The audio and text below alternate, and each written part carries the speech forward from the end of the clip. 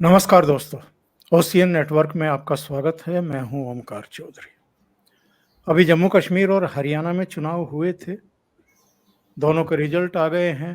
एक में तो आज शपथ ग्रहण भी हो गया है मुख्यमंत्री का। उमर अब्दुल्ला ने नए मुख्यमंत्री के तौर पर शपथ ले ली है जम्मू कश्मीर में, और हरियाणा में भी नायब सैनी का चुनाव हो गया है, वो भी शपथ ग्रहण करने वाले हैं। लेकिन दो और राज्यों के चुनाव की घोषणा हो गई है, एक झारखंड और दूसरा महाराष्ट्र। झारखंड में क्या होने वाला है उस पर ज्यादा माथापच्ची कोई कर नहीं रहा है, क्योंकि सबको पता है कि पिछले 5 साल में झारखंड मुक्ति मोर्चा और कांग्रेस का किस तरह का वहां शासन रहा है। वहां के मुख्यमंत्री को भ्रष्टाचार के मामले में, मनी लॉन्ड्रिंग के मामले में गिरफ्तार किया गया था। वो कई महीने जेल में गुजार करके आए हैं। उनकी पार्टी में भी टूट फूट हो गई है। जिनको वो मुख्यमंत्री बना करके गए थे, जेल से बाहर आते ही उनको सबसे पहला काम यही सूझा कि उनको मुख्यमंत्री पद से हटा दिया। और बेइज्जत होने के बाद चंपई सोरेन अब भारतीय जनता पार्टी में है। तो जो हालात इस समय झारखंड के हैं उन पर कभी फिर चर्चा करेंगे, लेकिन आज हम चर्चा करेंगे महाराष्ट्र की।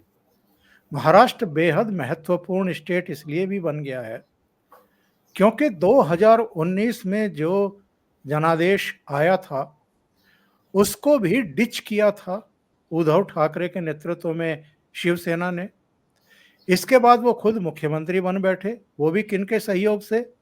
जिनके खिलाफ उनके पिताजी बाला साहब ठाकरे आजीवन संघर्ष करते रहे, नीतियों के, सिद्धांतों के, विचारधारा के आधार पर हमेशा उनकी मुखालफत करते रहे। उद्धव ठाकरे उन्हीं की गोद में जाकर के बैठ गए और 2.5 साल बाद तक, जब तक बैठे रहे, जब तक कि उनकी खुद की पार्टी में विद्रोह नहीं हो गया और एकनाथ शिंदे के नेतृत्व में 40 एमएलए और 13 एमपी का एक अलग गुट नहीं बन गया, जिसको बाद में असली शिवसेना माना चुनाव आयोग ने भी, सुप्रीम कोर्ट ने भी। अब वहां चुनाव होने जा रहा है, पर इसमें पेंच ये है और लोगों के दिमाग में सवाल ये है कि ये जो लोकसभा का चुनाव अभी होकर के निपटा है उसमें 48 में से 31 सीटें इन लोगों ने जीती हैं, यानी शरद पवार, कांग्रेस और उद्धव ठाकरे की पार्टी ने 30 जीती थी। एक जो सांगली से वसंत दादा पाटिल के पोते निर्दलीय जीते थे, वो भी चूंकि कांग्रेस के ही थे, तो एक वो इनको मिल गए। तो क्या अब विधानसभा चुनाव में कोई शंका है भारतीय जनता पार्टी की वापसी को लेकर के? और इस समय जो बयानबाजी चल रही है उस पर भी चर्चा करेंगे, और इन तमाम क्या हो सकता है और क्या नहीं हो सकता है, इस पर चर्चा करने के लिए मेरे साथ मुंबई से जुड़ रहे हैं भाऊ तोरसेकर साहब। तो भाऊ को जोड़ करके चर्चा को आगे बढ़ाते हैं। भाऊ नमस्कार। बहुत नमस्कार। स्वागत। नमस्कार। तो भाऊ, हरियाणा की तरह से उसी दिशा में महाराष्ट्र बढ़ेगा या कहीं कोई आपको कोई संघर्ष, कोई गुंजाइश लग रही है कि शायद हरियाणा जैसा नतीजा ना आए, कुछ और उलझाव वाला नतीजा आए? इस सवाल पर मैं आऊंगा, लेकिन इससे पहले अभी शरद पवार ने जो बयान दिए हैं जरा पहले उस पर चर्चा कर लें शुरू में।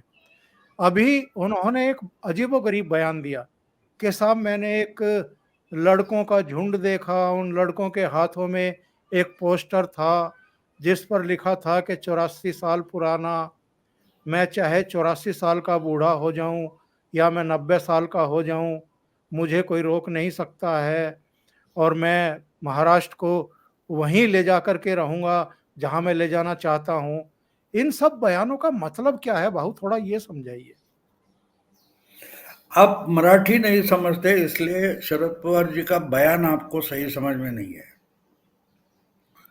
उन्होंने बोला है कि मैं महाराष्ट्र का चेहरा मोहरा बदलना चाहता हूं, यानी जहां आमूलाग्र चेंज होता है उसको हम मराठी में चेहरा मोहरा बदलने। मोहरा का मतलब एक तो ये होता है कि दिशा बदल दी जाती है और चेहरा का मतलब दिखता जो है उसमें आमूलाग्र बदल आता है। तो उन्होंने कहा है कि मुझे महाराष्ट्र का चेहरा मोहरा बदलना है। अब देखिए इनकी उम्र क्या हो गई, क्या हो गई। और पिछले 60 साल से अगर आप राजनीति में हो और 50 लगभग 50 साल पहले अगर आप सबसे यंगेस्ट मुख्यमंत्री बने महाराष्ट्र के, तो उस वक्त चांस था ना। हमारे मराठी के एक बड़े संपादक हुआ करते थे जिन्होंने इनको तेल लगाया हुआ पहलवान ऐसा नाम दिया था कि तेल लगाया हुआ पहलवान होता है, उसको कितना ही पकड़ने को जाओ हाथ से निकल जाता है, खिसक जाता है। तो वो निळूभाऊ खाडीलकर जो थे उन्होंने लगभग 40 साल पहले, सॉरी 30 साल पहले 1994 में शरद पवार पर एक एडिटोरियल लिखा था। उस वक्त शरद पवार 84 साल के नहीं थे तो सिर्फ 54 साल के थे। तो उस वक्त उन्होंने लिखा था, यानी 54 साल यानी रिटायर भी नहीं होता, लेकिन आदमी उम्मीद के आगे निकल गया, प्राइम टाइम निकल गया ऐसा माना जाता है। हमारे यहाँ लोग रिटायर होते 60 साल में, तो 54 साल यानी रिटायरमेंट के नजदीक आ गया। फिर भी जिस ढंग की राजनीति शरद पवार 1994 में कर रहे थे उसको टॉन्टिंग करते हुए निळूभाऊ खाडीलकर ने लिखा था कि भगवत गीता कहने का समय आ गया और तुम तो रासलीला करते बैठ गए हो। ये मैं 30 साल पुरानी बात कर रहा हूं, 54 साल की उम्र की। आज तो 84 साल के हो गए लेकिन आज भी रासलीला ही कर रहे। ये उम्र भगवत गीता बोलने की है, समझाने की है, ये भूल गए। मेरे पास अभी भी वो मराठी एडिटोरियल है। तो जो बचपना वो कर रहे हैं, तो आप चेहरा मोहरा बदलना चाहते हो, तो मैं हमेशा शरद पवार जी को समझने की कोशिश करता हूं। और सही बोला था हमारे वो बुजुर्ग संपादक थे कि तेल लगाया हुआ पहलवान जितना पकड़ने की कोशिश करो हाथ से फिसल जाता है। तो ये जब चेहरा मोहरा ये शब्द का इस्तेमाल कर रहे हैं तो वो ऊपरी ऊपर दिखाना चाहते कि मुझे महाराष्ट्र में बहुत बड़ा बदल करना है, तो वो बात नहीं है। शरद पवार ने ये शब्द का इस्तेमाल किया है। तो हमको ये शब्द चेहरा और मोहरा अलग अलग समझना पड़ता है जी। अब चेहरा बदलना है का मतलब क्या होता है कि महाविकास आघाड़ी में उद्धव ठाकरे आग्रह करके बैठे कि चेहरा तो मेरा ही होना चाहिए। तो ये उसी बयान में उद्धव ठाकरे को बता रहे कि मुझे चेहरा बदलना है, यानी तुम मुख्यमंत्री बनने का सपना भी छोड़ दो। मेरे लिए अगले चुनाव में, उसके बाद होने वाली सरकार में उद्धव ठाकरे ये चेहरा नहीं है। तो चेहरा मोहरा में चेहरा आप समझ चुके। जी। अब मोहरे पर आइए।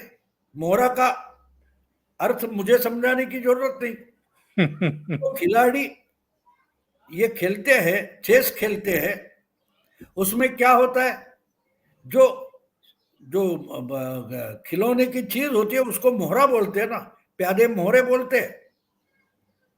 तो पिछले 5 साल पहले मैंने तुझे मोहरा बनाया था, अब मुझे वो मोहरा भी बदलना है। चेहरा तो बदलना ही है लेकिन मोहरा भी बदलना है, यानी विधानसभा चुनाव के नतीजे आने के बाद मैं नया मोहरा लेकर आऊंगा जिसको मुझे शहीद करना है, बलि देना है। पिछले समय तो उद्धव को मोहरा बनाया था, उद्धव को लगा उनको चेहरा बनाया। असल में उद्धव मोहरा बने थे और समझ बने थे चेहरा, और आज भी वो समझ रहे कि मैं ही चेहरा हूं। तो बात ऐसी नहीं है। शरद पवार अपने उस 2 शब्दों में चेहरा मोहरा में एक बात साफ साफ बता रहे कि मुझे चेहरा भी बदलना है और मोहरा भी बदलना है। अब उद्धव ठाकरे मोहरा बन गए और चेहरा समझ बैठे और आज बोलते कि मेरा ही चेहरा रहना चाहिए। तो ये मोहरा बन गए, फिर भी उनको पता नहीं है, वो समझ रहे मैं चेहरा हूं। तो ये शरद पवार की रणनीति होती है, जिसके सामने हमारे मराठी में एक कहावत है, लेकी बोले सुने लागे।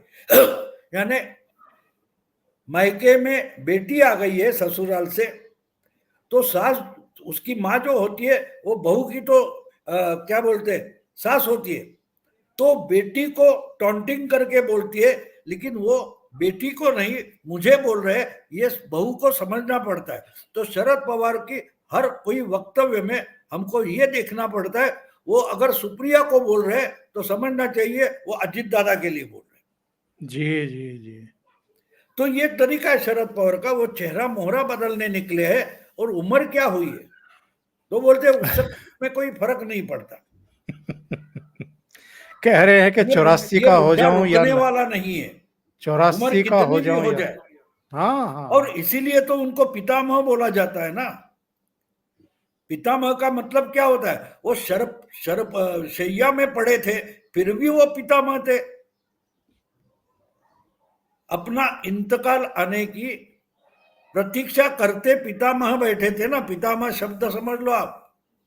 भीष्म पितामह अपनी मौत का इंतजार करते करते शरशैया पर पड़े थे, और अपनों ने ही यानी अर्जुन ने उनको उस शरशैया में रखा था, याद होगा आपको।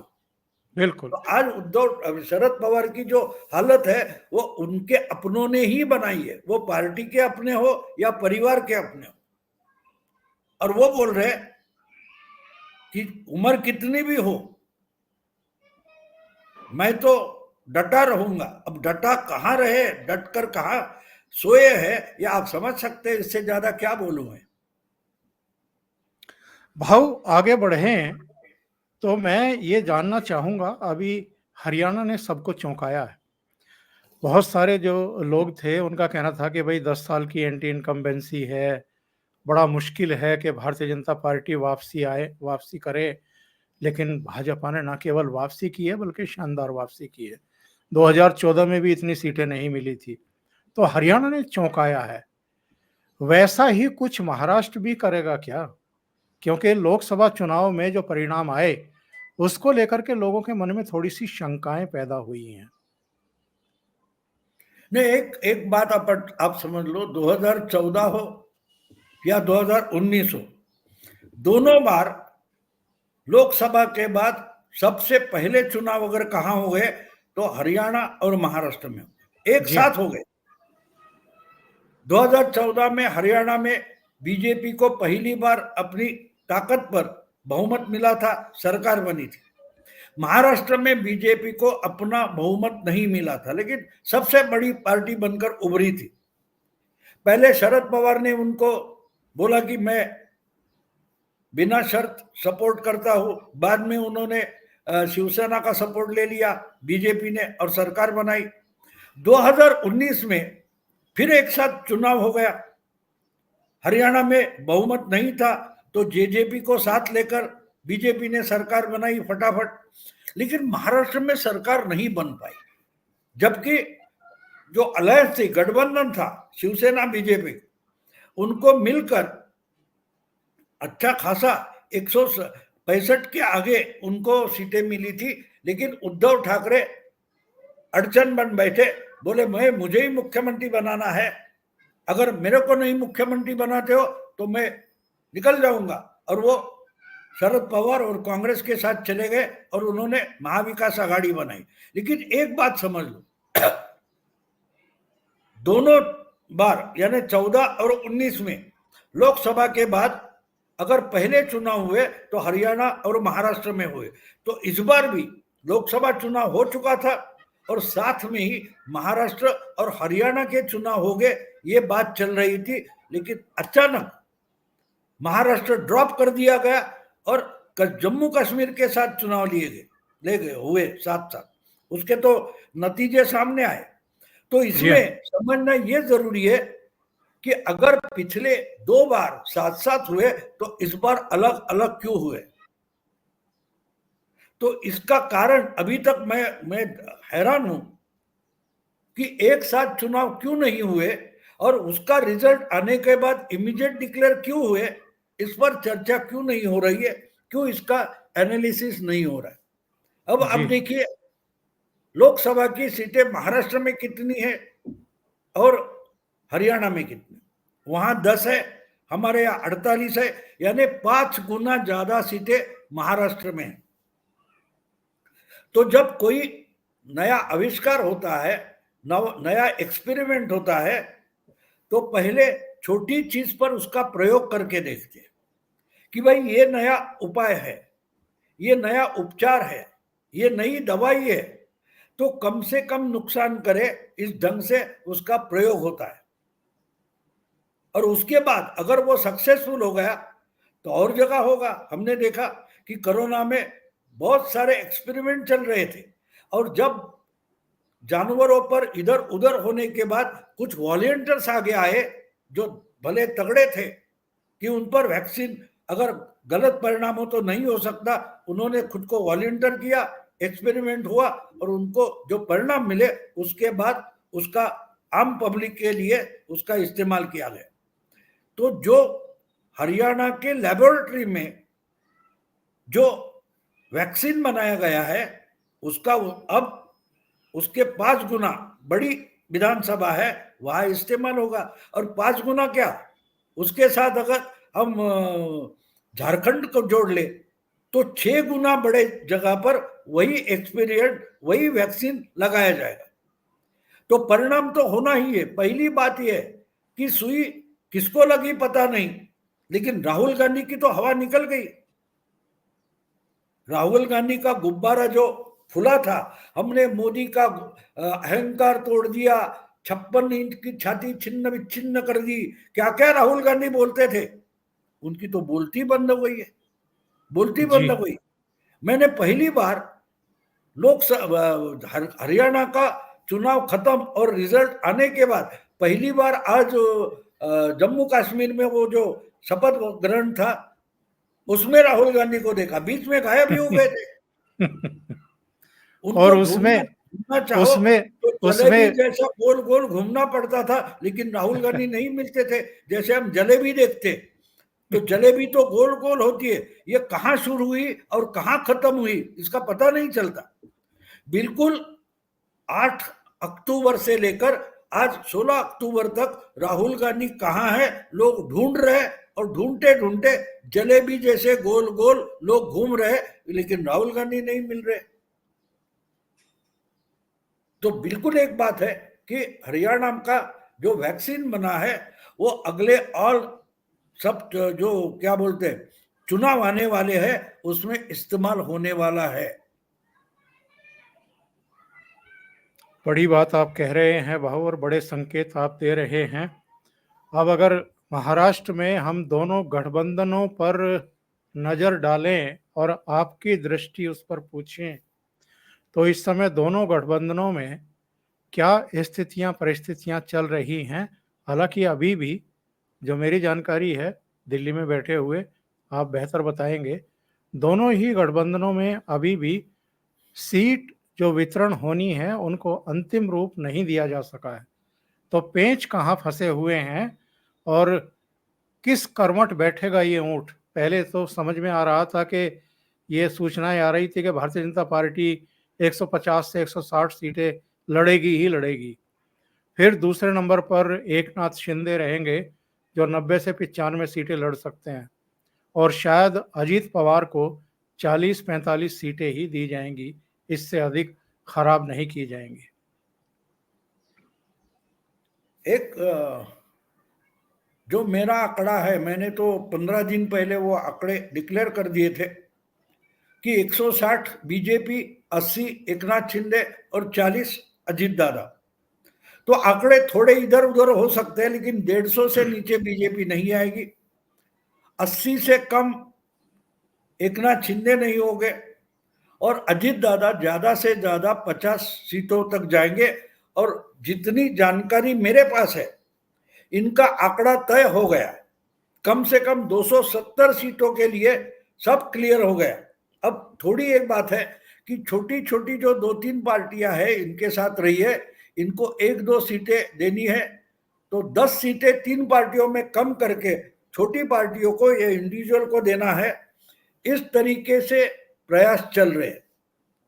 लेकिन एक बात है, महाविकास आघाड़ी में जितना झगड़ा चल रहा है, उद्धव ठाकरे तो अड़े बैठे हैं कि मुझे ही मुख्यमंत्री पद का चेहरा बनाओ, इस पर वो अड़े बैठे। बीच में उन्होंने वो आग्रह छोड़ दिया था, लेकिन हरियाणा में कांग्रेस की बुरी हालत होने के बाद उद्धव ठाकरे फिर से मुख्यमंत्री पद अपने लिए, अपने नाम के लिए अड़े बैठे। तो महाविकास आघाड़ी में बहुत कुछ होने वाला है और यहाँ हर एक पार्टी ने अपने, और एक बात होती है कि जिला परिषद, तालुका पंचायत और कॉरपोरेशन, म्युनिसिपल कॉरपोरेशन, उनके जो चुनाव नहीं हुए, तो जो वहां लड़ सकते थे वो अब डायरेक्टली एमएलए बनना चाहते। तो ऐसे जो लोग हैं पिछले 4-5 साल से वो इंतजार में बैठे, प्रतीक्षा करते बैठे, और उनके दिमाग में अब बैठ गया कि नहीं, फिर तो हमको एमएलए बनना चाहिए, हम क्यों कारपोरेटर बने। तो ऐसी जो बगावत होने वाली है, तो मेरा अंदाज ये है कि कम से कम हर चुनाव क्षेत्र में 4 कैंडिडेट रहेंगे और ज्यादा से ज्यादा 8 या 10 तक तगड़े कैंडिडेट हर चुनाव क्षेत्र में रहेंगे। और इसकी तकलीफ जितनी महायुति को हो सकती है, उतनी महाविकास आघाड़ी को भी हो सकती है। तो बात साफ है, उसका सीट का बंटवारा जो है, मेरा ख्याल है कि अमित शाह ने ये बंटवारा सुलझा लिया है, सुलझा लिया। अब कैसे, ये सवाल आप पूछेंगे तो मैं बता दूंगा। भाऊ ये भी बताइए, और दूसरा सवाल ये जो अभी मैं करने वाला था कि शरद पवार के कुछ बयान आए हैं। उन्होंने कहा है कि जो सबसे बड़ी पार्टी होगी उसका मुख्यमंत्री बनेगा, जो फार्मूला चलता रहा है एनसीपी और कांग्रेस के बीच में। हालांकि एक चुनाव ऐसा भी आया था जब एनसीपी कांग्रेस से 2 सीटें ज़्यादा लेकर के आई थी, जिसकी जिक्र कई बार अजीत दादा पवार करते हैं और कहते हैं कि वो उस समय एक मौका था जब शरद पवार यानी मेरे चाचा मुझे मुख्यमंत्री बनवा सकते थे, लेकिन उन्होंने मुझे नहीं बनवाया। इसका अफसोस उनको है। पर अगर शरद पवार ये कह रहे हैं कि जो सबसे बड़ा दल आएगा उसी का मुख्यमंत्री बनेगा, तो क्या उद्धव ठाकरे की समझ में ये बात आ नहीं रही है? नहीं, बात समझ में आती है। देखिए एक बात है, बात तो समझ में आती है, लेकिन वो स्वीकार करना अलग बात होती है। आप और हमारी उम्र में फर्क नहीं है, लेकिन एक जमाना था गावस्कर के क्रिकेट की टीम होती थी, तो उस जमाने में हमारे पास अच्छे बॉलर नहीं थे, तो हम ज्यादा रन्स बनाकर ही जीतना चाहते थे। इसलिए अगर पहले 3-4 बैट्समैन फटाफट आउट हो गए 50, 60, 70 में, तो नीचे 4 तो बॉलर होते थे, वो क्या रन्स बनाएंगे। तो 60-70 पर अगर 4-5 विकेट गिर गए, तो हम जैसे समझदार लोग भी बोलते थे नहीं नहीं नहीं नहीं, बिशन सिंह बेदी भी 80 बना सकता है, किरमानी ने कभी सेंचुरी लगाई है, और वेंकट राघवन तो ऑलराउंडर है। ये बातें हम खुद को झुठलाने की कोशिश करते थे, सच्चाई दिखती थी लेकिन मंजूर, स्वीकार नहीं करते थे। बिल्कुल जी वही जी। होता है, होपिंग अगेंस्ट होप जिसको बोलते हैं। तो ये तो उद्धव ठाकरे को साफ साफ दिखाई दे रहा है, लेकिन वो स्वीकार नहीं कर रहे, और इसलिए वो मेरा नाम डिक्लेयर करो, मेरा नाम डिक्लेयर करो करके रोते बैठे, लेकिन होने वाला तो नहीं है। और शरद पवार बिल्कुल साफ बोल रहे हैं, क्योंकि शरद पवार को मालूम है कि चुनाव जीतना उतना आसान नहीं है। अगर जीतना आसान नहीं, तो गठबंधन में सबसे बड़ी पार्टी बनना भी आसान नहीं होता। तो जो मिलने वाला है कि नहीं पता नहीं, उस पर ये झगड़ रहे। जो हिंदी सिनेमा में होता है ना, मुझे याद है विक्टोरिया 203 नाम की फिल्म थी, तो उसमें वो प्राण और क्या बोलते हैं, अशोक अशोक कुमार, अशोक कुमार। उनके हाथ में वो हीरे लगते हैं। वो जो स्मगलर होता है, शायद अजीत वगैरह कोई था, तो वो सब घेर लेते गोडाउन में कहीं और बोलते मेरे हीरे दो दो, मेरे हीरे दे दो। तो अशोक कुमार चालाकी से वो जो थैली होती है हीरो की, वो फेंक देता है, ले लो तुम्हारे हीरे।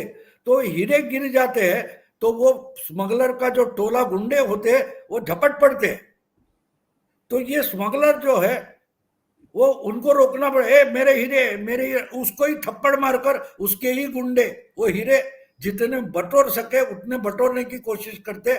बिल्कुल वैसी ही परिस्थिति आज महाराष्ट्र के चुनाव में और महाविकास आघाड़ी में है, ये शरद पवार अच्छी तरीके से जानते हैं। इसलिए जो हाथ में आने की गारंटी नहीं है उस पर झगड़ा क्यों करें, ये तो शरद पवार की बात है। जिसके ज्यादा हो गए और अगर टोटल बहुमत बनता है तो देखेंगे, ये उनका सही है। पिछली बार भी नहीं था, लेकिन उन्होंने उद्धव ठाकरे को मोहरा बनाकर यहां लाया, अंकगणित दिखाया और उसको मुख्यमंत्री बनाकर वो सत्ता में बैठ गए, जिनको जनता ने सत्ता से बाहर रखा था। 54 और 44 मिलकर 98 एमएलए थे उनकी अलायंस के, कांग्रेस और एनसीपी के। तो अगर 98 के 150 तक लेके जाने की चालाकी वो कर सकते हैं और बड़ी पार्टी है, उनकी पार्टी से 2 ही सीटें ज्यादा थी, तो उद्धव ठाकरे को मुख्यमंत्री बना दिया। लेकिन मुख्यमंत्री बनाकर सब इंपॉर्टेंट पोर्टफोलियो थे वो अपने पार्टी के लिए रख लिए, उद्धव ठाकरे को मुख्यमंत्री नाम का झुंझुना दे दिया। तो इसलिए वो बोल रहे सही है कि पहले आंकड़े तो लाओ, नंबर होने चाहिए। अगर नंबर ही नहीं है तो उस पर आज से झगड़ा क्यों? बिल्कुल सही कह रहे हैं भाऊ। और जो आप बताने वाले थे कि अमित शाह ने कौन सा फार्मूला तैयार किया है सीटों को लेकर के, नहीं, फार्मूला की बात छोड़ो, फार्मूला तो हरियाणा में सामने आ गया। 3% वोट बढ़ा है, सिर्फ 3.1% लोकसभा से ज्यादा वोटिंग हरियाणा में हुआ, बाजी पलट गई। अब वही बात अगर देवेंद्र फडणवीस पिछले 4 महीने से रेगुलर बता रहे हैं कि एमवीए और यूटी में सिर्फ 0.3% का फर्क है, अगर 1.5%, 2% एक्चुअल वोटिंग बढ़ता है तो सबका सब पलट जाएगा। जी जी। अब देखिए हरियाणा में 3% वोटिंग बढ़ी, इसका मतलब 6.5 लाख वोट बढ़े। अगर वो आरएसएस के स्वयंसेवक वगैरह कमर कसकर खड़े हो गए, उन्होंने वोटिंग गांव गांव में घर घर में जाकर बढ़ाई है और 6.5 लाख वोट बढ़े, इसका मतलब यह है कि हर एवरेज हम देखें तो हर कॉन्स्टिट्यूएंसी में 5 से 8 हजार वोटिंग बढ़ा। अगर उसमें से ज्यादा बल्क आपके पास आ जाता है तो आपकी बॉर्डर लाइन सीट है वो निकल आती है ना। तो हर कॉन्स्टिट्यूंसी में 5 से लेकर 10,000 तक वोट बढ़ाने का जो फॉर्मूला जो हरियाणा में सक्सेसफुल हुआ वो महाराष्ट्र में हो सकता है। और जो अमित शाह की बात आप बोल रहे, तो देखो हरियाणा में चुनाव प्रचार चल रहा था, प्रक्रिया चल रही थी, जोर शोर से चल रही थी। उस दरमियान कम से कम 10 दिन ऐसे कि हरियाणा का वोटिंग नहीं हुआ था, और उसके 10 दिन पहले कम से कम 4 बार अमित शाह महाराष्ट्र में आए। कभी मुंबई के गणपति के फेस्टिवल के लिए आए, लालबाग का राजा देखने आए, कभी महालक्ष्मी का दर्शन करने आए। तो वो तो भगवान का दर्शन करते हैं, लेकिन उनका टारगेट पॉलिटिक्स होता है। तो अलग अलग महायुति के गठबंधन के नेता, गट नेता, बीजेपी के नेता, कार्यकर्ता, पदाधिकारी इनकी मीटिंगें लेते रहे, तो उनको वो समझाते रहे कि भैया लड़ना है तो नतीजों के बाद लड़ेंगे, लेकिन नतीजे लाने तक हमको इकट्ठा लड़ना है। तो कौन सी सीट किस पार्टी के लिए जीतना आसान है, ये आंकड़े हैं, ये लोकसभा के आंकड़े हैं, ये लोकसभा के पहले के ओपिनियन के आंकड़े हैं, ये पिछले विधानसभा के आंकड़े हैं, अभी अभी ताजा सर्वे आया इसके ये आंकड़े हैं। तो इसका एवरेज निकाले तो कौन सी सीट यूटी की बीजेपी जीतेगी, शिंदे शिवसेना जीतेगी या अजित दादा एनसीपी की जीतेगी, ये इसका चार्ट है, ये समझ लो। अगर 10 सीटें लेकर शरद पवार 8 सीटें जीतते हैं। तो कम सीटें ज्यादा सीटों का मतलब नहीं, जीतने वाले सीटें का मतलब होता है। उद्धव ठाकरे को 21 सीटें दी थी, 9 सीटें आई, तो उन्होंने गवाई तो कितनी सीटें गवाई? 12 सीटें गवाई। बीजेपी ने 28 सीटें लड़ाई, 9 सीटें आई, 17 सीटों पर हार गए। जी जी। तो ज्यादा सीटें मांगने से कुछ निकलने वाला नहीं, तुम कहां जीतते हो वो इंपॉर्टेंट होता है। अगर आपको 50 सीटें देते और आप 40 निकाल कर लाते हो तो आप ही बड़े नेता हो जाते हो। तो सीटों पर आग्रह पकड़ के मत बैठो, जीतने वाली सीटों की तरफ देखो, जीतने वाली। तो अगर बीजेपी 150 सीटें 60 सीटें मांग रही है, हमको चाहिए, तो हम दिखाई दे रहे 130-35 सीटें हम जीत सकते हैं। अगर एकनाथ शिंदे के पास आज 40 एमएलए है, लेकिन 80 सीटों पर वो लड़ेंगे और 50-55 भी सीटें लाएंगे, तो दोनों की ताकत इतनी बड़ी हो जाती है। अजीत दादा ने 4 सीटें लड़ाई और 1 ही सीट आई, खुद को बारामती भी हार गए। तो 60-70 सीटें लेने से 40-45 सीटें ले लो, लेकिन 35 से 45 सीटें लाओ। अपने चाचा जितने ला सकते हैं उससे तो ज्यादा लाओ, आप जीत गए बाजी। तो तीनों मिलकर शायद 200 के पार जाएंगे। ये समझाने के लिए हरियाणा का चुनाव चलते हुए भी बार बार 4 बार अमित शाह आ रहे थे, इसकी खबरें आ रही थी, लेकिन महाविकास आघाड़ी का कोई भी नेता गंभीरता से उस तरफ मुड़कर भी नहीं देख रहा था, क्योंकि ये तो हवा में थे। हरियाणा में कांग्रेस की सरकार आएगी, हरियाणा में इंडी की सरकार आएगी, हुआ क्या आपके सामने।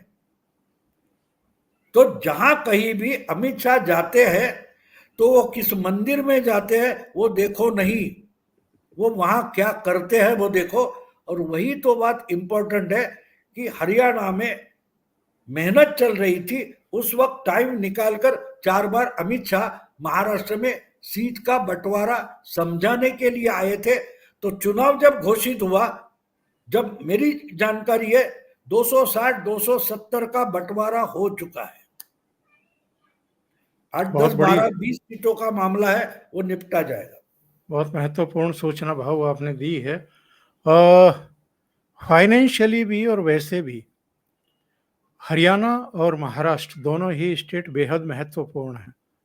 हरियाणा इसलिए भी क्योंकि प्रति व्यक्ति औसत आय जिन 3-4 राज्यों की सबसे ऊपर है, उनमें हरियाणा भी है, गोवा है।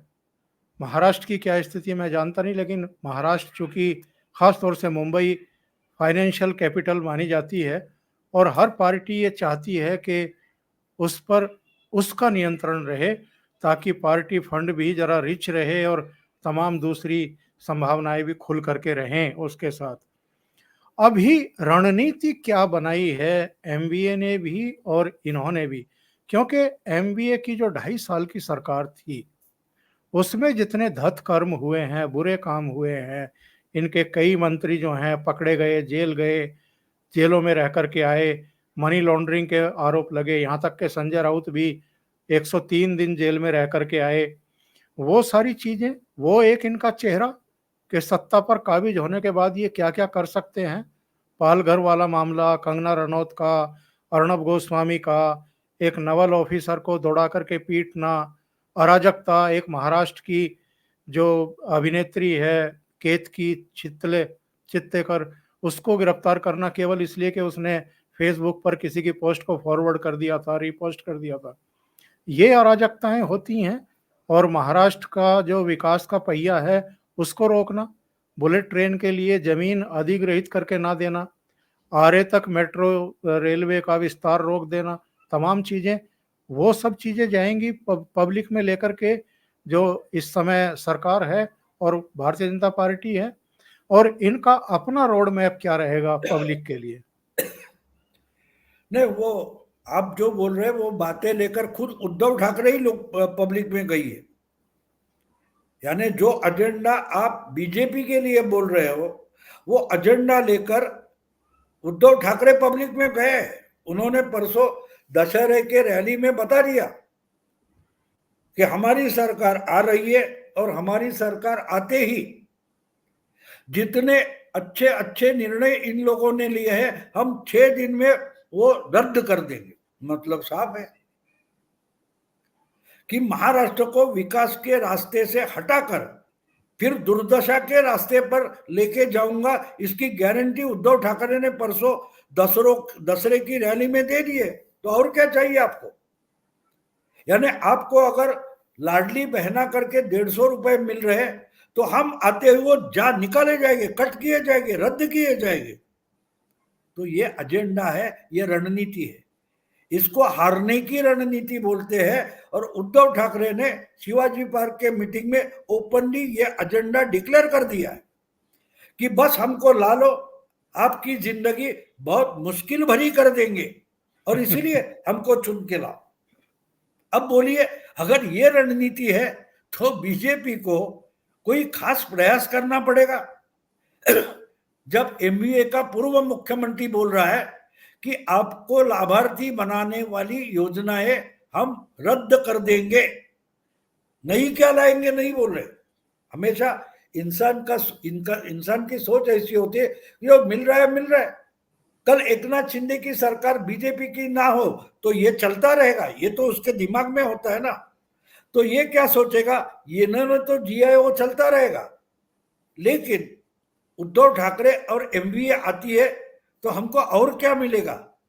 तो उद्धव ठाकरे बोल रहे हम तो कुछ देने वाले नहीं है, लेकिन एकनाथ शिंदे ने जो चालू किया है उस पर रोक लगा देंगे, वो कैंसिल कर देंगे। यानी हम आपका नुकसान करने की गारंटी दे रहे हैं, इसलिए हमको चुनकर लाओ। आप अपना नुकसान करने के लिए हमें जिताओ। अब इस ढंग का अगर एजेंडा पेश किया जाता है और बड़ी भारी सभा में डिक्लेयर कर दिया जाता है तो इसके परिणाम तो सिर्फ उद्धव को नहीं, कांग्रेस को और शरद पवार को भी भुगतने पड़ेंगे। बीजेपी की बात ये, बीजेपी मैं आपको अगले कभी वीडियो में बता दूंगा, परसों मेरा भाषण था। तो आरएसएस ने 10-15 दिन पहले से ही महाराष्ट्र में हरियाणा का फॉर्मूला इस्तेमाल करना शुरू कर दिया है। और वो फॉर्मूला सिंपल है, कम से कम 5 से 8% वोटिंग बढ़ाना है। और जब आप वोटिंग बढ़ाते हो तो वोटिंग बढ़ाने का तरीका क्या होता है आपको मालूम है। आपका लोकल कार्यकर्ता जो है, वॉलंटियर है, उसको मालूम है, स्वयंसेवक को, कि इस बिल्डिंग में, इस कॉलोनी में हमारा चहेता कौन है, हमारा सपोर्टर कौन है, उसने वोटिंग किया कि नहीं, इस पर नजर रखते हैं और समय रहते हुए उसको वोटिंग को लेकर जाते। अगर इस ढंग से जो पिछली बार आलसी रहा, गया नहीं, उसको निकाला जाएगा। फिर दूसरी बात और है कि पिछली बार लोकसभा में जो आलसी बैठ गए, ऐसे बहुत सारे हिंदुओं को पछतावा है कि हमने गलती कर दी। मोदी हमारे लिए इतना काम कर रहे, हम एक दिन वोट के लिए नहीं गए। कितना बड़ा नुकसान मोदी का नहीं हुआ, हमारा हुआ, ये पछतावा है। मैं जहां जहां जा रहा हूं, बात कर रहा हूं, तो मुझे समझ में आता है। तो वो भी जोर शोर से बाहर निकलेंगे। तो अगर 5, 6, 7%, 10% वोटिंग बढ़ाने की कोशिश कर दी और उसमें 3 या 4% हरियाणा जैसा वोट बढ़ जाता है तो बहुत बड़ी संख्या होती है। 70-80 लाख से ज्यादा वोटिंग एग्रीगेट बढ़ जाता है। और 70-80 का मतलब यह होता है ओमकार जी कि मेरा ख्याल है कम से कम 40-50 हजार पर चुनाव क्षेत्र वोटिंग बढ़ेगा, पर चुनाव वोटिंग बढ़ेगा। छोटी बात नहीं है। 30-35 हजार भी वोटिंग बढ़ता है तो आप, अगर आपके प्रयास से बढ़ता है तो 35 हजार में कम से कम 28-30 हजार वोट आपकी पार्टी को मिलते हैं। तो जो बॉर्डर सीटें होती है वो तो निकल आती है, लेकिन 10-15 हजार का डिफरेंस लोकसभा में दिखाई दिया है जिस कॉन्स्टिट्यूएंसी में, वहां भी वो सीटें आपकी निकल आएंगी। और ये समझना जरूरी है, ये समझना जरूरी है। अगर ये हो जाता है तो पलड़ा इतना महायुति का भारी हो जाएगा जिसके प्रयास पिछले 10-12 दिन से शुरू हो गए हैं। ग्रुप ग्रुप बनाए गए कि एक गांव में जो 5 लोगों का टोला जाएगा वो एक एक घर में जाएगा, घर के एक एक सदस्य से बात करेगा। अगर कोई चर्चा करना चाहता है तो 10, 15, 20 मिनट तक चर्चा करेगा और वोटिंग बढ़ानी है, हिंदुओं की वोटिंग बढ़ानी है। ये इतना मैं क्लियर आपको बोल देता हूं जी कि जी जी। हिंदुओं का वोटिंग परसेंटेज बढ़ाना है। अगर मुस्लिम लोकसभा में कंसोलिडेट हुआ तो मुस्लिम वोटर ने बीजेपी को, मोदी को नहीं हराया, उन्होंने हिंदुत्व का एजेंडा हराया है, हिंदुओं को हराया है, हमको हराया है। कागज पर दिखते कि मोदी बीजेपी हार गई, लेकिन वास्तव में हिंदू हार गया। इसका बड़ा पछतावा लोगों में है और उसको बढ़ावा देने की कोशिश शुरू हो गई है महाराष्ट्र में, और शायद बहुत झारखंड में भी शुरू हो गया होगा। बिल्कुल सही कह रहे हैं भाऊ। जिस तरह की एरोगेंसी भाऊ हमने देखी थी 2024 के लोकसभा चुनाव के नतीजे आने के बाद, संसद के भीतर भी, संसद के बाहर भी, देश के भीतर भी, देश के बाहर भी, राहुल गांधी जिस तरीके से कॉलर खड़े करके बदजुबानी कर रहे थे और ये शो करने की कोशिश कर रहे थे कि जैसे ये वो तो खुद जीत गए हैं और मोदी हार गए हैं।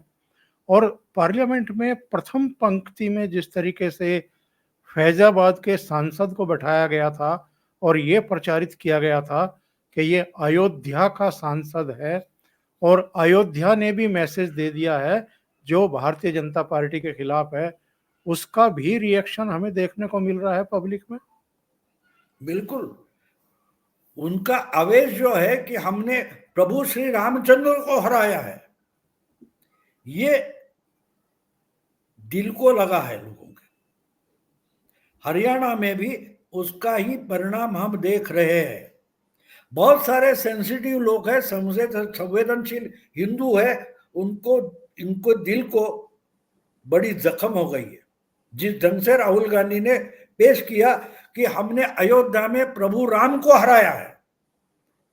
मोदी को हराने से लोगों को इतना नहीं दुख हो सकता जितना प्रभु रामचंद्र को हराने की भाषा की गई, उसका परिणाम हर चुनाव में दिखाई देगा।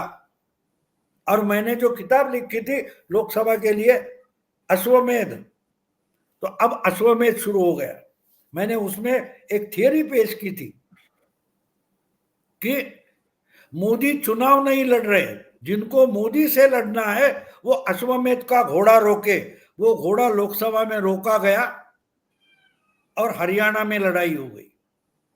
अब आप समझ कर देखे, बारीकी से देखे तो हर राज्य में लड़ाई होगी। अश्वमेध का तरीका यही होता है, जिसको चक्रवर्ती राजा से लड़ना होता है उसको घोड़ा रोकना पड़ता है, और घोड़ा रोका जाए तो ही लड़ाई होती है। तो मोदी का घोड़ा रोका गया। हर राज्य में जहां जहां विधानसभा चुनाव होगा वहां लड़ाई होगी, और वो राज्य, वो स्टेट बीजेपी को जीतकर देश से जोड़ना पड़ेगा। पवन कल्याण जैसा साउथ में बड़ा हिंदू नेता खड़ा हो रहा है आंध्रा बिल्कुल में, ये बात बिल्कुल। समझ लो। तो हवा कहां से बह रही है? वो बोलते कि सनातन के लिए मेरी सीट, मेरी सत्ता चली गई तो परवाह नहीं। ये पवन कल्याण बोल रहा है, जो बीजेपी का नहीं है, जो आरएसएस का नहीं है, बस हिंदू है। तो अश्वमेध की लड़ाई शुरू हो गई है, ये समझो। महाराष्ट्र और झारखंड उसका अगला कदम है। भाऊ मेरा ये मानना है कि जम्मू कश्मीर में भले ही भारतीय जनता पार्टी सत्ता में नहीं आई है और हारी है, लेकिन हार करके भी जीत गई है। पूरी दुनिया में एक मैसेज भेजने में कामयाब हो गई कि वहाँ निष्पक्ष चुनाव हुए हैं। जो ये तरह तरह की अफवाहबाजी फैलाते रहते हैं चुनाव आयोग को लेकर के, ईवीएम को लेकर के, तो वहाँ पर लोकतंत्र जीता है और एक ऐसी सरकार बनी है जो कम से कम भारतीय जनता पार्टी की नहीं है, भारतीय जनता पार्टी के साथ नहीं है, फिर भी एक लोकतांत्रिक सरकार बनी है। हरियाणा में भारतीय जनता पार्टी की सरकार शपथ ले रही है झारखंड में पूरी संभावना है बीजेपी आएगी। महाराष्ट्र का जो सीन आपने क्रिएट किया है, बताया है, वहाँ भी लग रहा है कि तीसरी बार वहाँ भारतीय जनता पार्टी सत्ता में आएगी अपने साथियों के साथ। इनका दिल्ली में जो विधानसभा चुनाव होने वाले हैं उस पर क्या असर पड़ेगा और राष्ट्रीय राजनीति पर किस तरह के प्रभाव आप देख रहे हैं? नहीं, दिल्ली तो केजरीवाल के हाथ से छूट गई है, लेकिन दिल्ली को मैं इतना इंपॉर्टेंस नहीं देता क्योंकि वो केंद्र शासित प्रदेश है।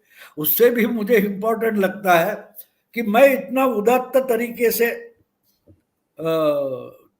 राजनीति नहीं देखता कि हाँ लोकतंत्र जीत गया है, कश्मीर को हमने दुनिया के सामने इस ढंग से पेश किया है।